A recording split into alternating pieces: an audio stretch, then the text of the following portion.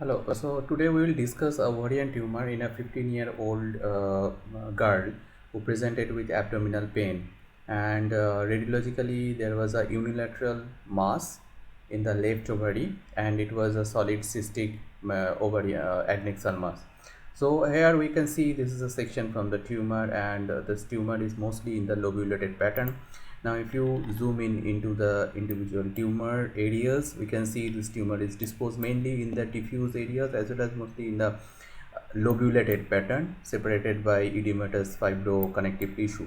Now individual lobules, if we see on a lower magnification, we can see there is a microfollicular pattern. This is another follicular pattern, this is another follicular pattern, this is another areas of the solid tumor areas. And the solid tumor areas, they are divided into lobules with the cell. They are mostly in a primitive looking, and here also you can see some epithelial kind of differentiation. And the tumor cells, they are mostly in a bit pleomorphic look with around a good amount of cytoplasm.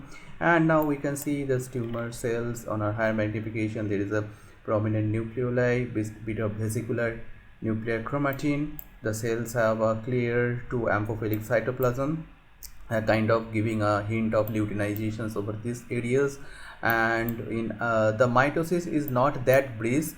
There are some mitosis happening over here, but the more in this morphology we should think of two differential.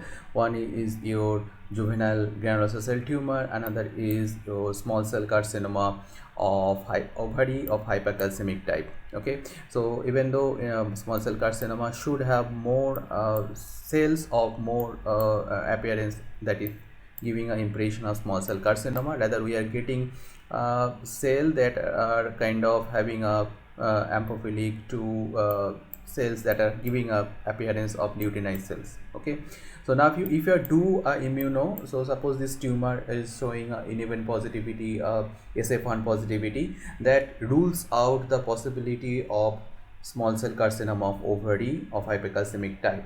And also another good marker is BRG1.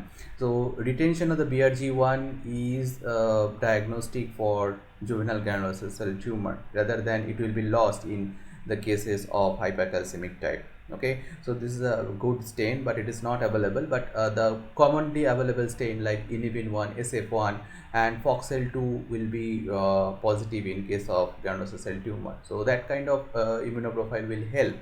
Another thing here will help is your calretinin positivity is expected in hypercalcemic type, and that is another good marker for differentiation. Okay, so in the genetic level you can say that most of the juvenile granulosa cell tumor, they will have a molecular alteration in the AKT1 gene, whereas in case of hypercalcemic type you can expect a somatic mutation of the BRG1 or SMARCC4. That is a kind of molecular alteration that gives rise to juvenile granulosa cell tumor and the small cell carcinoma of ovary. That is the two molecular alteration you need to remember. Okay, so another ancillary studies you can ask for, like you can ask for the serum hypercalcemia, and if it is raised, that will help, right? Almost 2/3 of the cases they show raised elevated serum calcium in case of small cell carcinoma of ovary of hypercalcemic type. So that is another thing. And sometimes they runs in a family, so some genetic kindreds are known to have a familiar predisposition in this cancer. And juvenile granulosa cell tumor, they are mostly present in a lower stage than that of the small cell carcinoma group. Okay, and